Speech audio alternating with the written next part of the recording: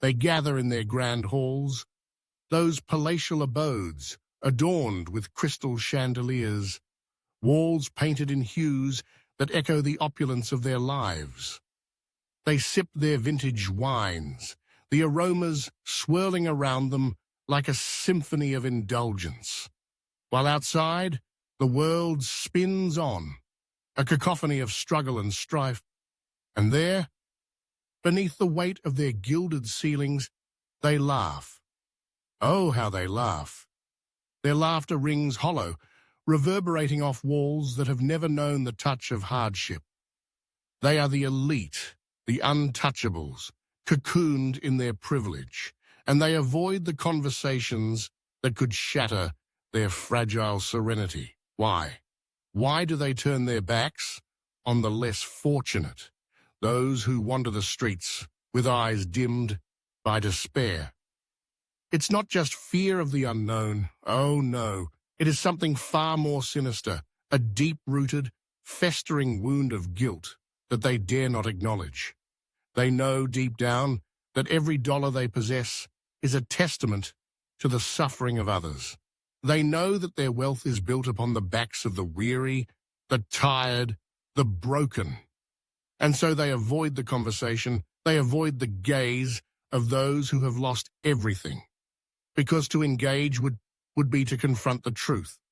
And the truth is a relentless beast that devours the soul.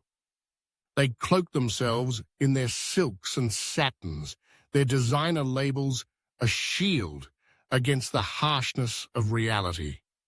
They surround themselves with sycophants, those who nod and smile, who tell them they are right, that their success is a meritocracy, that they have earned every penny.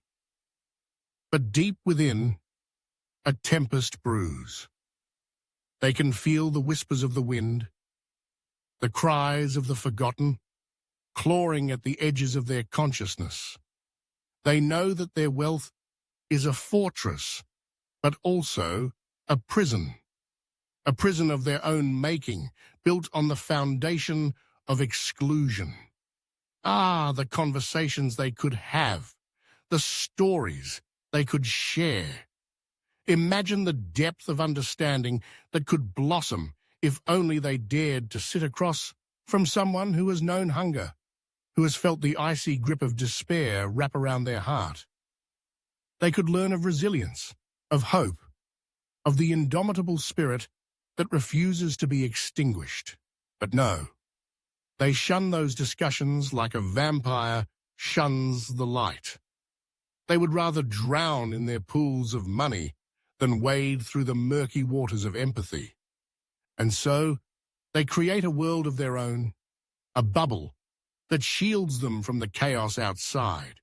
They filter their lives with distractions, the latest gadgets, the most extravagant vacations, the most exclusive parties. They surround themselves with art that costs more than a year's salary for a family of 4. And they marvel at it, not for its beauty, but for its price tag. They think that by surrounding themselves with beauty, they can somehow escape the ugliness of reality. But the truth is, beauty cannot mask the screams of the suffering. It cannot drown out the cries for help that echo in the darkest corners of their minds. What they fear most, I believe, is the mirror that reflects not just their faces, but their souls. They fear what they might see if they truly looked. They fear the realization that their wealth does not make them better, does not elevate them above the rest. They fear that in the eyes of the less fortunate, they might see the truth of their own humanity laid bare, stripped of all the pretenses and facades they have so carefully constructed. They fear that in those eyes they might see their own reflection, a reflection that is not adorned with gold, but rather tarnished with the weight of their choices. And so they turn away, they change the subject, they laugh louder, drink deeper, and dance harder. They create distractions, and they cling to them as though they were lifelines. They convince themselves that they are doing good, that their donations to charity absolve them of any responsibility. They pat themselves on the back for their generosity, all the while ignoring the systemic issues that perpetuate the cycle of poverty. They throw money at problems as if it were confetti, believing that it will somehow fix the world. But money does not heal wounds, it merely masks them. The less fortunate are not just statistics, not just numbers on a spreadsheet. They are human beings with stories that could shatter the hearts of the wealthy if only they dared to listen. They are mothers who have sacrificed their own meals for the sake of their children, fathers who have worked themselves to the bone only to return home to empty cupboards.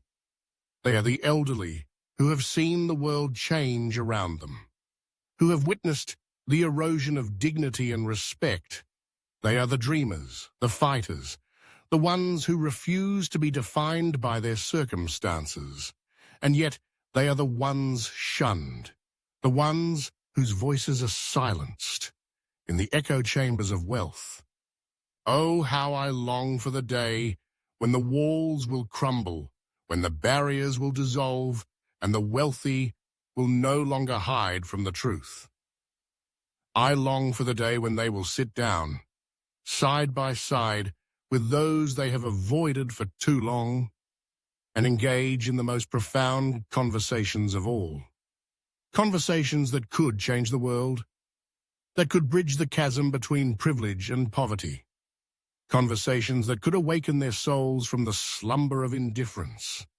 But until that day comes, they will continue to avoid the discussions, to turn their backs, to laugh in the face of reality. They will continue to live in their bubbles, blissfully ignorant of the cries that echo outside their doors. And the world will continue to spin, a relentless cycle of wealth and want, as they sip their vintage wines, laughing, laughing, laughing, while the shadows grow ever longer.